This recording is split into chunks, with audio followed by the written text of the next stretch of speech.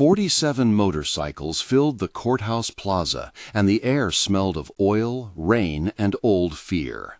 17-year-old Sofia sat on the low stone step, face streaked with tears and mascara, a school hoodie too large around her shoulders, clutching a folded complaint like a talisman. Inside, Officer Reynolds wore his star and brass with the calm of a man used to being believed, smiling at colleagues and shaking hands after Sunday services, while a darker story waited in his locker. Marcus, a delivery rider who had seen Sofia at the corner market, sent one blunt message into a group chat asking for people who will not let her be alone.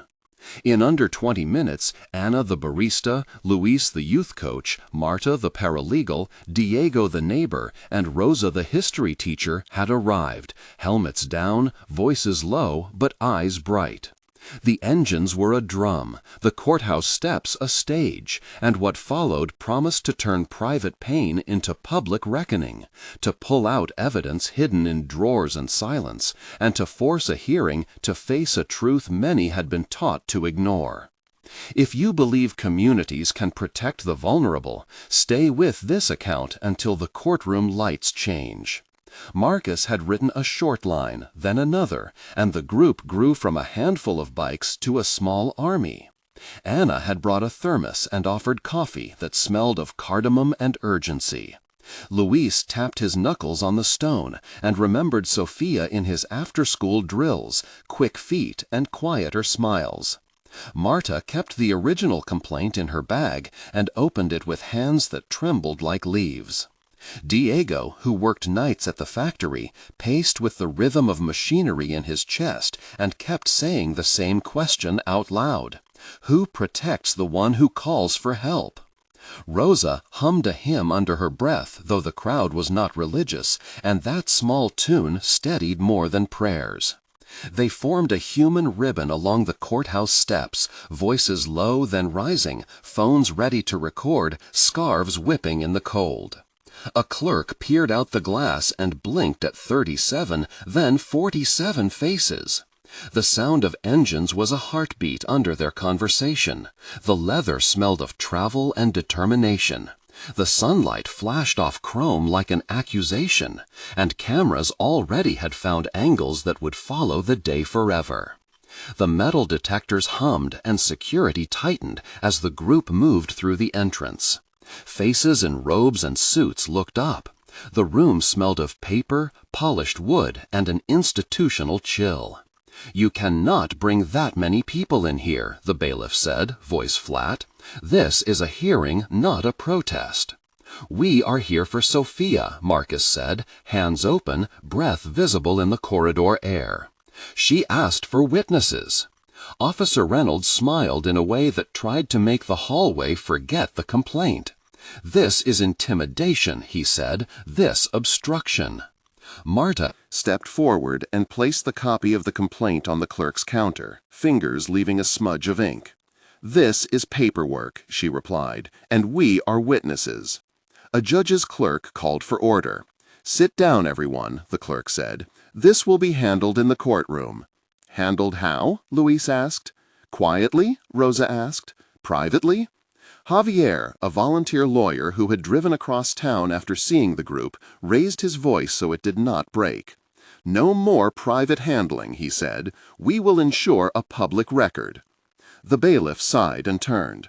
"One at a time into the gallery," he said, and the crowd moved like a slow tide. The wood of the benches creaked under shifting weight. A camera shutter clicked.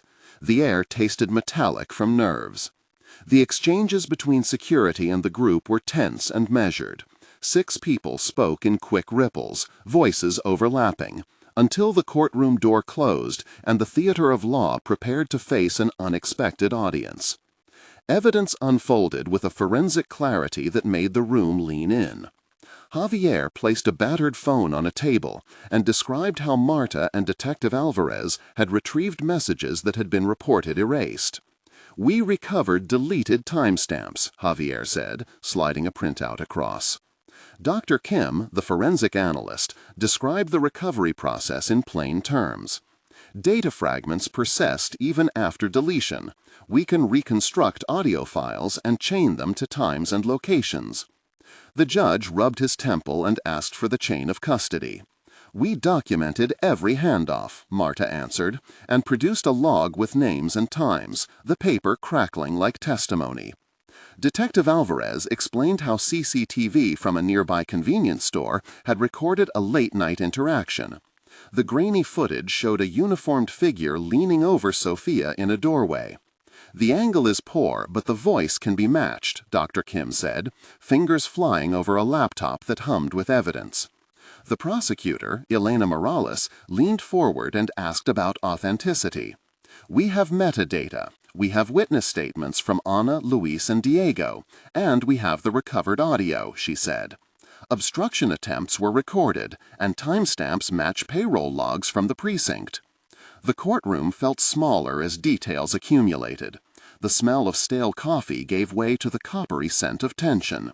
Pages rustled, someone in the gallery swallowed hard, and the public mask of respectability began to chip away. Sofia stood when the judge invited her to speak, and the room narrowed to the small space around her. Her voice was thin at first. "I was afraid," she said. The judge encouraged her gently. "Tell the court what happened." "He said no one would believe me," Sofia replied. "He put his hand on my shoulder and called it a joke. Then he said he would make sure I never got a job if I told." Javier leaned in and asked, "Did you tell anyone at the time?" "I told a friend," she said. "I told Marta 2 weeks Later, the bailiff muttered. "Did you have any proof?" the prosecutor asked. "I had a voice message on my phone I saved," Sofia said, placing a trembling hand at her pocket as if the device was a heartbeat. "He threatened me to delete it." Detective Alvarez asked softly, "Were you threatened in person?" "Yes," Sofia said, "in a doorway after practice. He said he could make my grades disappear." Luis, voice breaking, stood and said, "We saw the bruise." "We heard her," Anna added. Javier guided her through specifics. "Repeat the words you heard," he said. Sofia swallowed and spoke the phrase that cut the hush. The gallery exhaled as if the room had been holding its breath. The testimony moved through 6 exchanges of question and answer, each one a small lamp bringing new details into sight. The texture of Sofia's jacket under fingertips, the echo of footsteps in the hallway, the bitter taste of adrenaline, the sting of remembered rain on her face, and the clear record that turned a rumor into proof.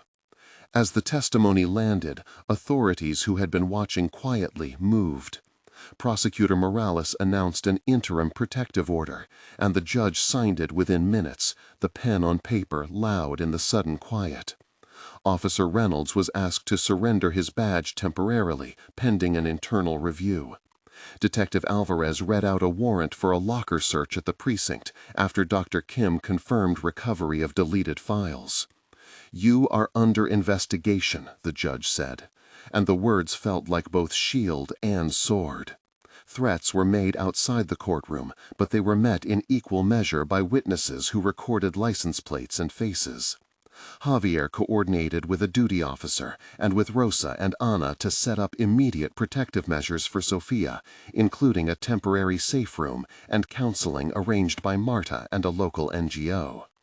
The entry of proper authorities shifted the scene from chaotic confrontation to a structured process. Officers who had once stood in uncritical solidarity now had paperwork and recorded statements to answer to. The sound of sirens was distant but certain. The metal of handcuffs was not yet closed, but their presence was no longer hypothetical. And the community that had arrived on engines watched as institutions finally began to act. 1 month later, the immediate danger had eased, and the city had not forgotten.